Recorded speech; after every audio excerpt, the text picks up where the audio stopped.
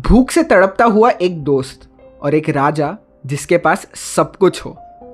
अब कहानी आती है सुदामा और कान्हा की, एक ऐसी दोस्ती जहां गरीबी और समृद्धि टकराती नहीं पर समझ में आती है। सुदामा के घर पर बस थोड़ा सा पोहा बचा था।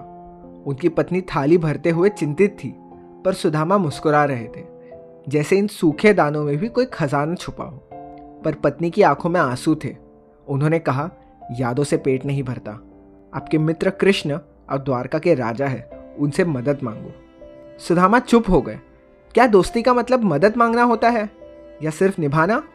आखिर अपने बेटे की भूख के सामने सुदामा ने हार मान ली और चल पड़े द्वारका की ओर, हाथ में वही पोहा, एक छोटी सी भेंट के रूप में। द्वारका पहुंचकर वह चकित रह गए। सुनहरे महल, हीरे मोती से सजी दीवारें, हर तरफ शान और समृद्धि, और बीच में खड़े थे सुदामा अपने फटे हुए कपड़ों में। जब उन्होंने द्वार पर कहा, मैं कृष्ण का मित्र हूं, तो सिपाही हंस पड़े, उन्हें भगाने लगे। पर जैसे ही कान्हा तक पोहा पहुंचा, सब बदल गया। कान्हा दौड़ते हुए आए, बिना जूती बिना शान के, और सुदामा को गले से लगा लिया। सखा, उन्होंने सुदामा को अपने सिंहासन पर बिठाया, उनके पैर धोए, उन्हें राजसी भोजन परोसा।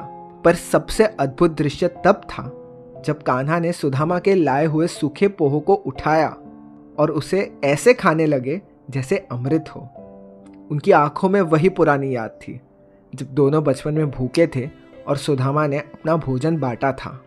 कान्हा ने तब कहा था, मैं इसका ऋण कभी चुकाऊंगा। कुछ दिन द्वारका में रहकर सुदामा के मन में संघर्ष बढ़ता गया। क्या मैं मांगू या चुप रहूं? विदाई का समय आया। शब्द होठों तक आए, मैं चाहता हूं, पर दिल ने रोका और वह बोले, मुझे कुछ नहीं चाहिए। कान्हा बस मुस्कुरा दिए। जब सुदामा वापस घर पहुंचे तो उनकी आंखें विश्वास नहीं कर पा रही थी। जहां एक झोपड़ी थी, वहां अब एक महल था। जहां भूख थी, वहां अब समृद्धि थी।